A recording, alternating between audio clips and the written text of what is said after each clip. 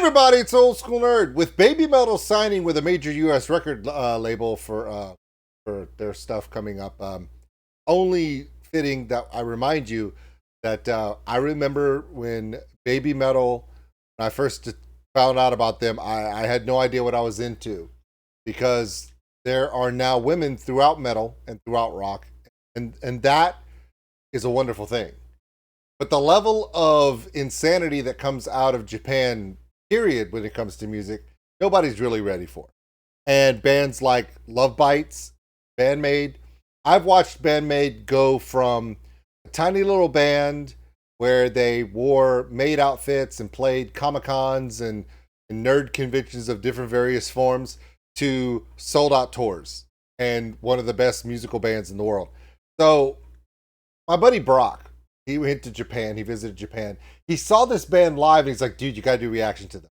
They've only got 1,000 subscribers on the YouTube channel, so they're not well known, but they're turning heads in Japan. You got to check them out. They're called Amiliyah. Okay. Amiliyah. Got it. The name of the song is Scar. Okay. It came out almost 2 years ago. So it's a little older of a song, but he's like, this is the best representation of what they are, so keep an eye on them. And hey, kind of trust Brock. He introduced me to Maximum the Hormone, Love Bites, a band called Bandmade. I think he knows what he's talking about. Are you ready? Okay, this one's 4 minutes, 43 seconds. I will have all of Amiliyah's information in the description below. Are you ready? No? Too bad. Here we go.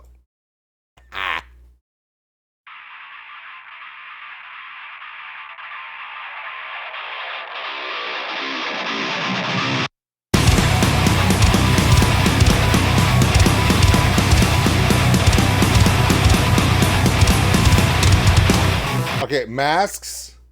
I saw a violin. I have no idea what's going on.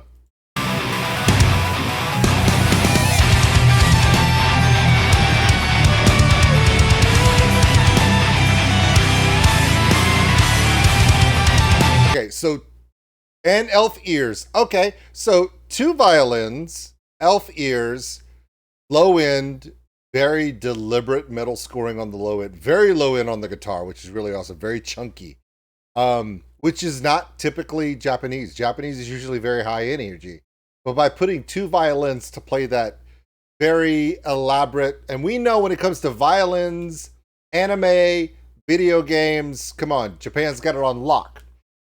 Unless you're a folk metal band from Europe, then you understand this. Here's the thing. By putting 2 violins and having them do that beautiful rendition over the top, you know, it allows the guitar to just say, you know what, I'm going to metal chunk the snot out of this. And that's what they're doing. This is the first 30 seconds, and I'm impressed already. Because it's different. She's got elf ears on. When have you seen that in anything Japanese? Oh, 5 minutes ago? Oh, yeah, fair.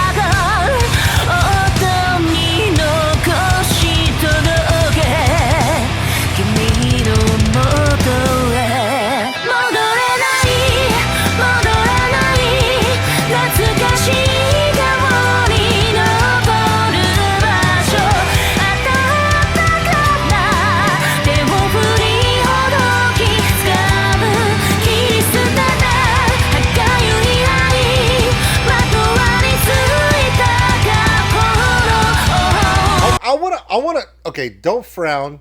Turn that frown. Come on, don't frown. Don't be sad. Don't be sad. Perfect. Thank you.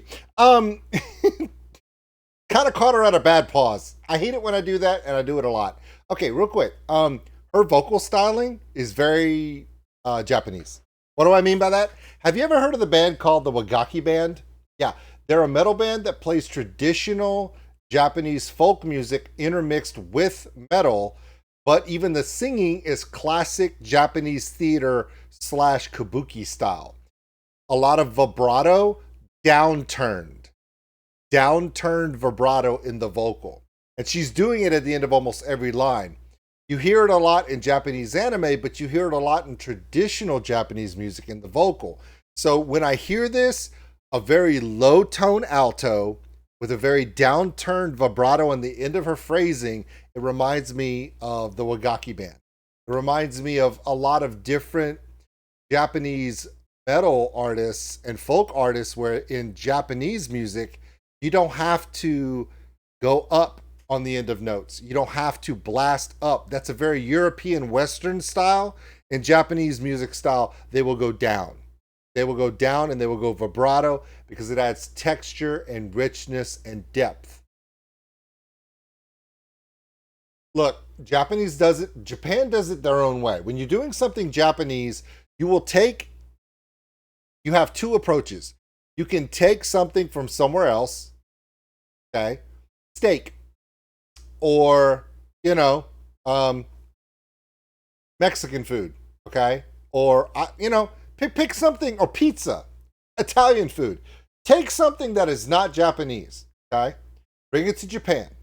And then we're going to bring it to its highest level that it can be, and then we're going to take that Japanese ingenuity and go above that. That's very Japanese. Or we're going to keep it super traditional.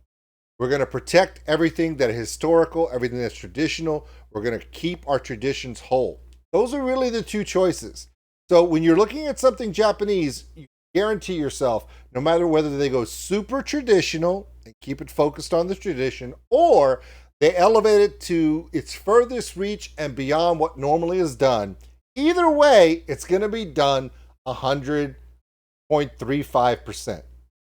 It's that little extra. That's what Japanese does.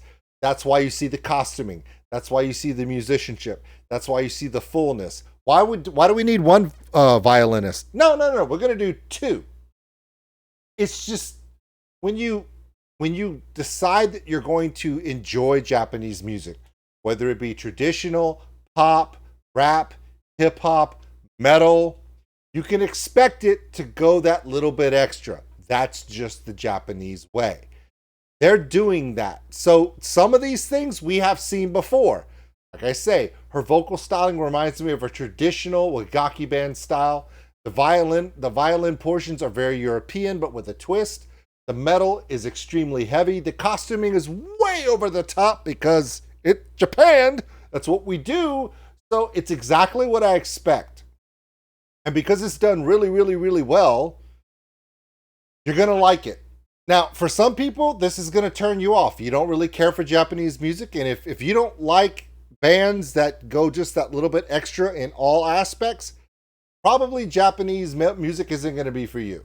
It's not, because I don't know of any Japanese metal band or any genre of band that just phones it in. There's no 90s hair metal in Japan. No, it's not halfway. It's way over the top. Fair? So that's my first thought process when I'm seeing all this. Her voice is captivating me. Also, her contacts. Holy crap, those eyes are scaring the bejesus out of me. And I'm in. Let's keep going.「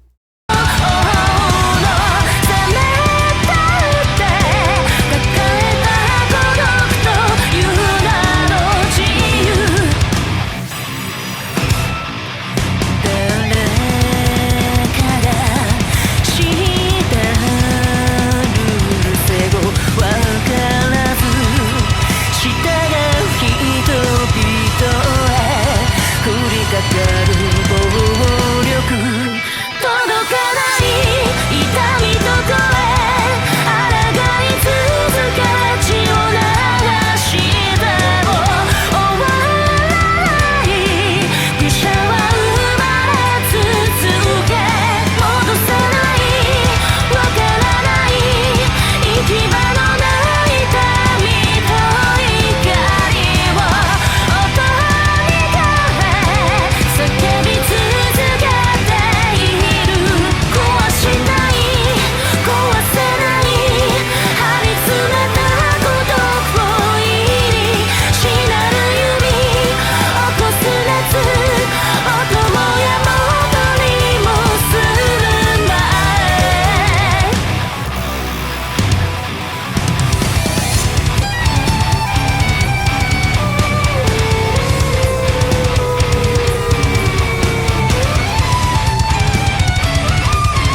I am really enjoying this part more than the other parts. This part is where the violin plays something that's very sustained, beautiful, perfectly written, a wonderful story arc and a great storytelling through the violin.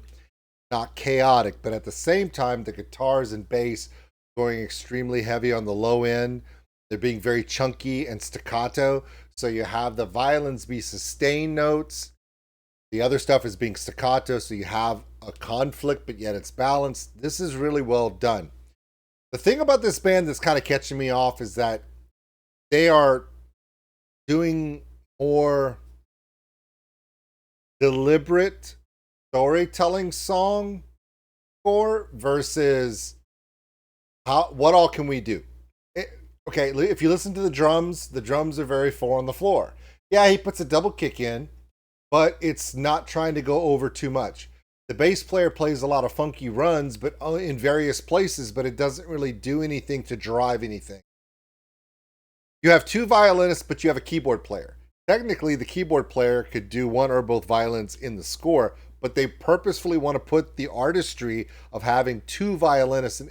So it's a dichotomy of something that is very Japanese, but yet Japan has a tendency to, like I say, they either go super traditional or they go so far afield it's hard to keep track of. They're kind of trying to balance both, and I've never seen a band really do that well. So it's different.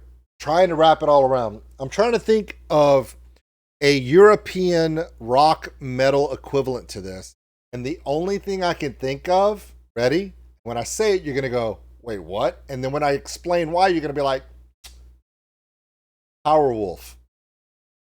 Powerwolf is not the fastest, most powerful, most heavy metal band out of Europe. They're not. What are they?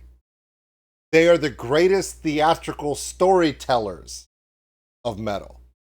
Every song tells a story. Every costume tells a story. Every theme tells a story. Are they super fast? No. Can they be heavy? When they want to, they are. Are they very dramatic and very showman? Oh, God, yes. So this band is doing with two violins and elaborate costumes what an organ player does in Powerwolf. Now, granted, there are no nuns in this, half-naked nuns. No, none of that, obviously. Shoot. Oh, well. But there are elf ears and masks. You see what I'm saying? This is not going to be the theme, and the story are the most important part. The artistry is the most important. Musicianship and everything else is not, it's not less important, but it is secondary to the story. It does remind me of Powerwolf, not in the style. There are no werewolves, there's no organs, but in a different theme. The theme is very Japanese. But just like Powerwolf, the story is important first and foremost. It makes sense. Now, some people like that. Some people do not. I don't know how it's going to play out in Japan, because Japan, you're either super traditional or you're super way over the top. It's hard to have a balance and be successful there. So we'll see how it goes. I don't know. I could be completely wrong, and it wouldn't be the first time. Hell, it wouldn't be the first time today. But I do like this violin solo, so we're going to check it out again.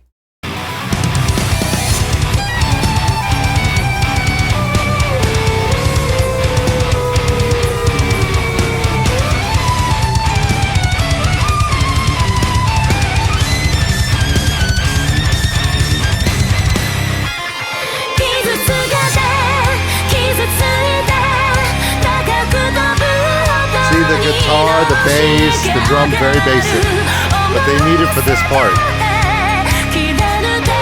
Yeah.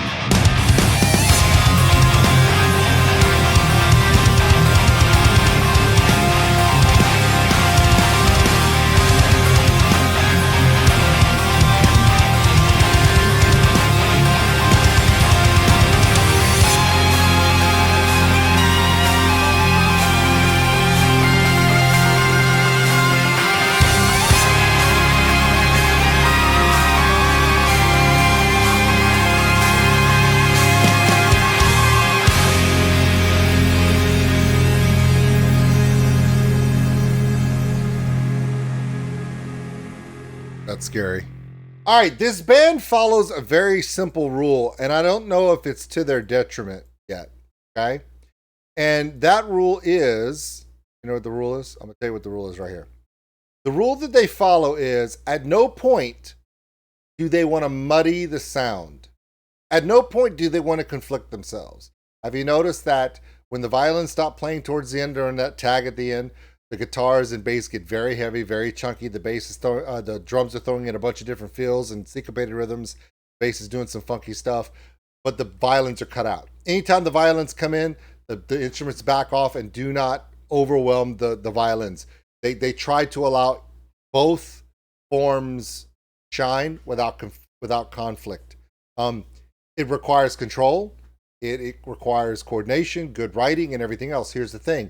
The Japanese metal market, is that normal? I don't know.